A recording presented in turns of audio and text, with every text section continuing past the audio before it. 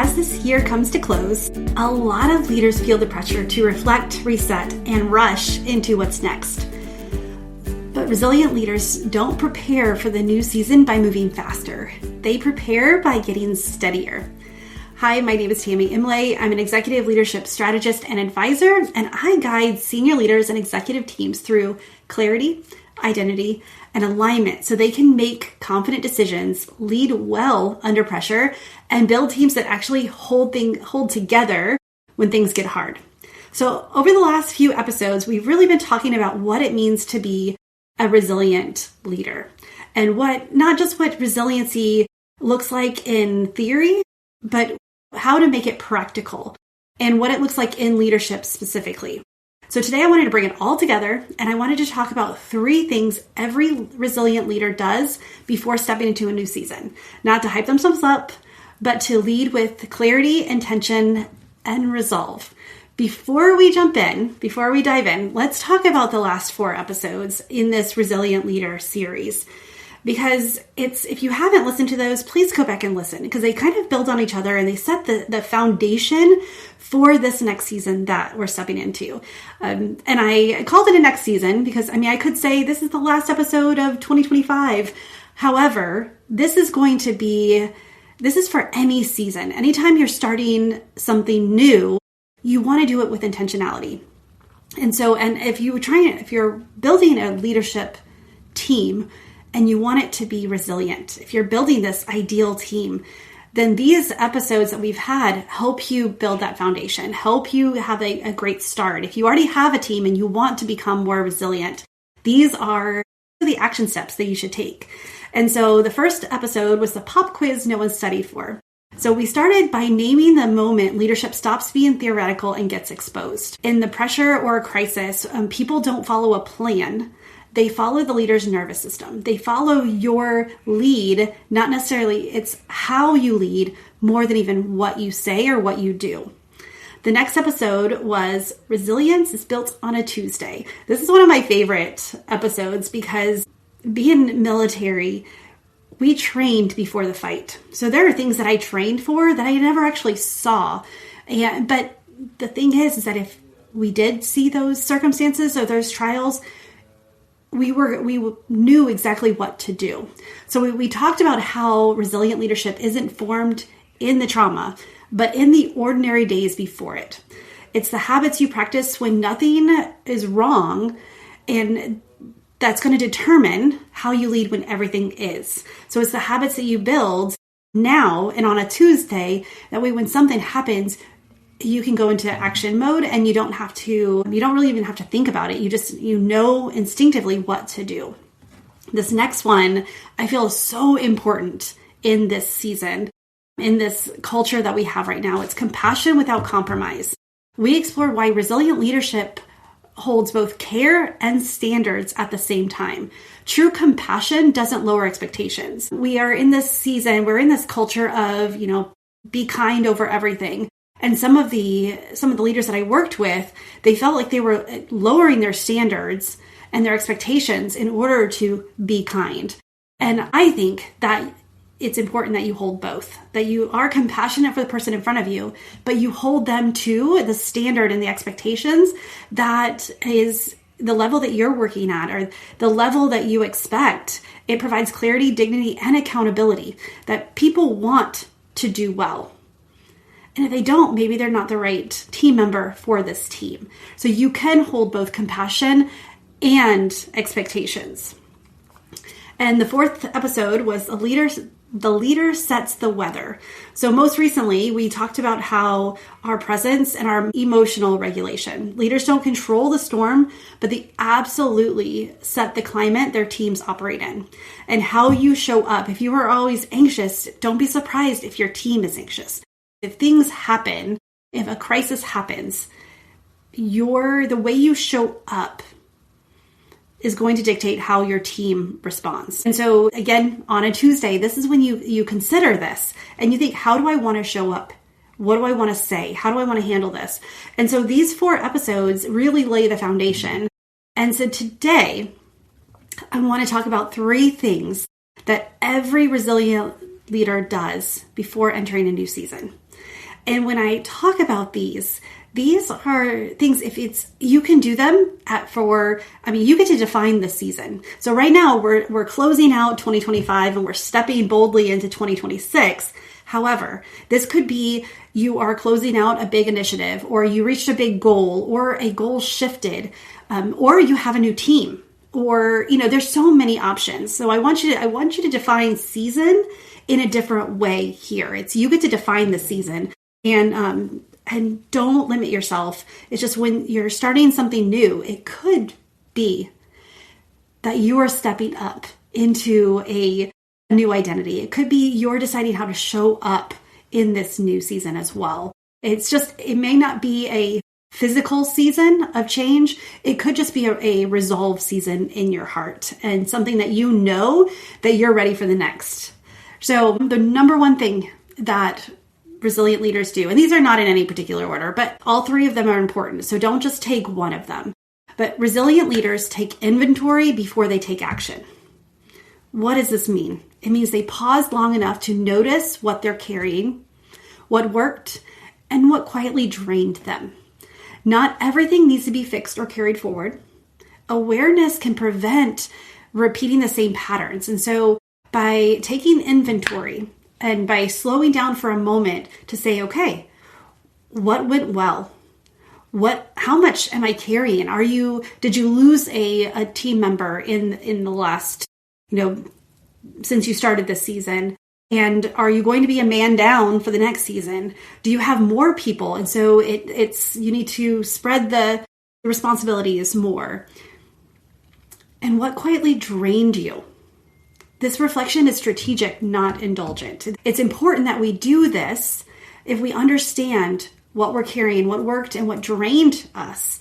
Then we're able to set the tone and set the right attitude and, just decide what we want the next season to look like. And so what this does, and I like the whole nervous system, the why behind things. This ties into our nervous system. It ties into the understanding, and like we talked about in the other episodes, regulation before direction. Check in with yourself. I know I am picturing some of my clients right now being like, Tammy, they don't like the reflection part, but they also know that it's one of the best things that they've done. And so before planning the next season, you get to name what you're bringing into it, what you're carrying currently. And this could be don't limit yourself here in just work. Because if you're having a heavy season at home or personal or, some other area of your life, good or bad, this could be positive or negative. If you're carrying this weight, it needs to have a consideration in this next season. If it's personal, then maybe you need to have more time built in before work and after work to set things down and pick things up. It just allows you, by taking the inventory, it allows you to plan better. Okay, this one right here, this comes after number one, but resilient leaders decide what will not come with them. Resilient leaders decide what will not come with them. What this means is resilient leaders intentionally release outdated expectations, unnecessary urgency. Being military, being a single parent, I had this sense of urgency, and we were taught sense of urgency for everything. But the thing is, not everything needs to have an urgency attached to it. And so by understanding that and deciding, okay, in this season, I don't need urgency surrounded by XYZ, or I am going to intentionally slow down because when we act urgently, things fall. So that's what I mean, unnecessary urgency. Don't add urgency that doesn't need to be there. And then let's talk about the roles that you've outgrown. This one has been big for me this year. And I'm looking at old identities that I've carried throughout the years. I've done a lot of things in my life, from being in the Air Force, being a therapist, working with a nonprofit, now, coaching and moving more into advisory. I have a lot of things these roles that I've outgrown. And I was thinking about my cabinets, my drawers, my file cabinets. and all of my therapy books and tools and resources that I've carried. And the thing is I realized that it's time for me to release that. Those are not going to come with me into the next season. I'm not going back to be a therapist.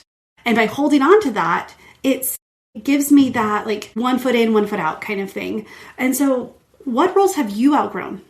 Now, for me, it's a physical purge. I'm getting rid of those. That's like the last hold that has my old identities. I have some craft supplies that I don't use. And I used to love sitting and doing crafts, and I still love them. But if I was to do that today, I would do a different type of craft. And so it's a different identity, different role that I've outgrown, and purging that. And again, sometimes it is more emotional or more intangible, but you can set them down, decide what you're not going to take with you. And then also the pressure that no longer serves the mission. So here you are, look at what old expectations don't belong anymore. The unnecessary urgency. There are some goals that need urgency. And I do believe in working with a sense of purpose, but does it need to be urgent? The roles you've outgrown, and then that pressure that no longer serves the mission. A lot of people do work well under pressure, but what kind of pressure is it? Is it one that you just have to feel like it's all on your shoulders? Does that serve you? So carrying everything forward is going to weaken your clarity. And so as you are looking at things that you can intentionally release, think about that. The clarity is the language of the mind. Clarity, our brains love clarity. And when we have a clutter, whether it's emotional, physical, tangible, intangible, what have it, to-do lists, things, it weakens your clarity because your brain is always searching for what's the most important or how many lists can I remember. So letting go is a leadership decision, not an avoidance. It's like I talked about those outdated expectations. When I realized the expectations I held for myself that were unnecessary and I couldn't even achieve them, when I intentionally set them down, it gave my mind and my time so much more freedom. And so this is why it's important that we decide to not bring them with us. So letting them go is truly a leadership decision, not an avoidance. This is why it's taking time to do this is so important. We talked about how resolve can come in. And I think it was with setting the weather. It's the calm with the resolve that we have. Well, when you have clarity and when you sit down and you're like, okay, this is what I'm taking with me. This is what I'm not taking with me. You can build in that resolve and you can say, okay, and this is why, and this is what it means. So leaders don't enter a new season on overload. And if you try to carry everything with you, that's what's going to happen from the beginning. You're going to go in and taking already an emotional backpack that's so full, it doesn't have room for growth or what's coming. Because there's always things that show up that we didn't expect. And this third one, is one of the most important things that we can do. Resilient leaders clarify how they want to show up. This means we show up as an identity, not necessarily goals. Goals are important. However, who do you need to be in order to achieve the goals? And that's going to be a determining factor on whether you reach the goals or not, is who are you committing to be? We don't just plan outcomes. This is when we decide how you want to lead. How you want to lead or how you want to respond under pressure. And what kind of leadership presence do you want to carry? Identity drives behavior more than goals. I think the importance of being an aligned leader, it's because it's identity first.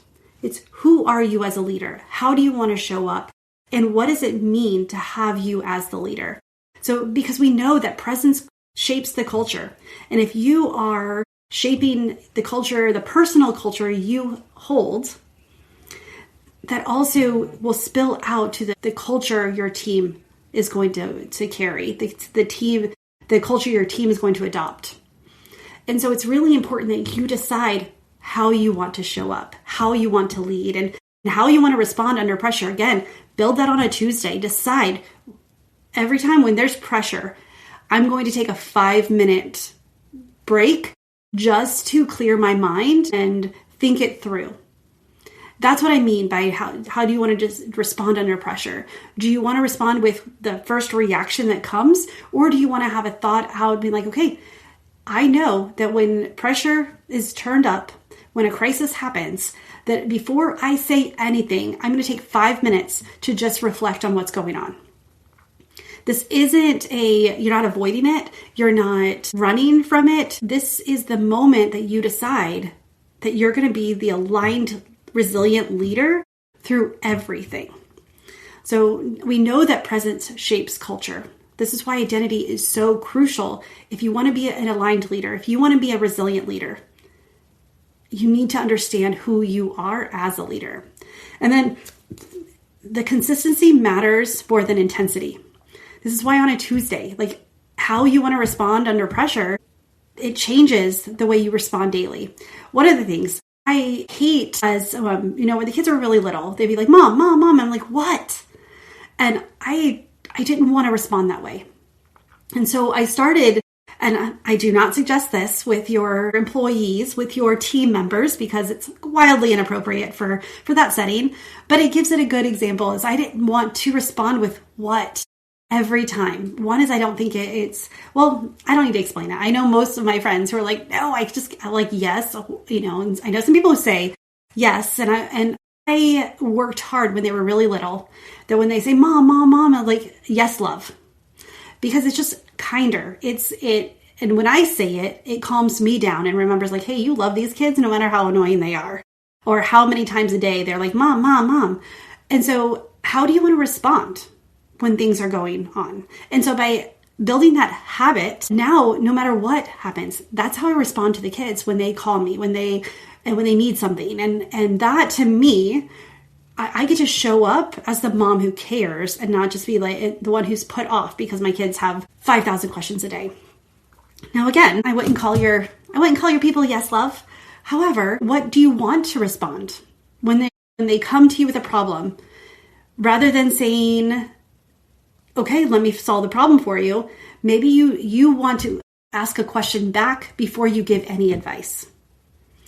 Maybe it's like, what should we do? And then maybe you should say in your mind, okay, anytime they ask me what I should do, I'm going to flip it on them and say, what do you think we should do? And give them that, like empower them in that moment. See how that shifts it? Like that's an identity piece that you can plan ahead. And consistency matters more than intensity. When crises come, the intensity rises quickly. But if we are building leadership on a Tuesday, we can build it consistently. And so these three things, we've talked about regulation, we've talked about compassion with standards, we've talked about an emotional climate, and now we're talking about steady leadership, how we show up matters. And so I wanted to challenge you. And if you look at the show notes, every week I have a challenge if you choose to accept it, and a journal question for you, because I do find that it's so important that we're intentional about putting these things into action. Otherwise, it's just information. And so as you step into the next season, I want to challenge you to set aside 10 quiet minutes and ask yourself these questions. Don't rush them and let them tell you the truth. Let the questions, as you are writing, don't judge them, don't rush them. And when you see them, hold them with soft hands and know that the more we can understand what's going on in our brains, the more we understand what's going on in our nervous system, the more we're able to change what we need to change. So the first question is, what am I still carrying that no longer belongs in the next season? This might be expectations, a role, pressure, or a pace that you've outgrown. Resilient leaders don't carry everything forward. They choose intentionally. So the next question is, how do I want to show up when the pressure rises again? Not what you want to accomplish, but who do you want to be? Do you want to be calm, resolved, clear, present? Your presence will set the tone long before your plans do. And then the third question is, what needs to be steadied before it can be strengthened? So Look for what's shaky, what's reactive, what's fragile right now. Resilience isn't built by adding more, but by stabilizing first, by going through the training and building those resilient muscles. So as you head into this new season, you don't need a perfect plan. You need clarity, intention, and a willingness to lead yourself first. So if you want support clarifying what you're carrying, what you're releasing, and how you want to lead this next season, book your leadership strategy call at tammymariecoaching.com/call, and we'll take a steady, grounded look at what's next. And because I want you to know that you can be the leader that you want to be. You have the skills, you have the talent, and you may have the knowledge. But let's get that resolve built in. Let's get that clarity built in, because a resilient leader isn't loud. A resilient leader is intentional, and resiliency is built long before the next season begins, before the next crisis, before the next challenge. A resilient leader begins today. All right, friends, I'm so thankful that you're here. I hope you have an amazing end of the year of 2025. I hope that 2026, I hope you commit to being more aligned, more clear, and more strategic about the way that you lead. And again, I'm here to support you in this. This is what I love to do. This is what I'm built to do. And this is what I get to do every day. So I just encourage you, have a wonderful New Year's. And if you're listening to this in 2026, it's not too late to ask yourself, what now? Who do I want to be? All right, friends, choose joy until joy chooses you. And I'll see you next year. Bye for now.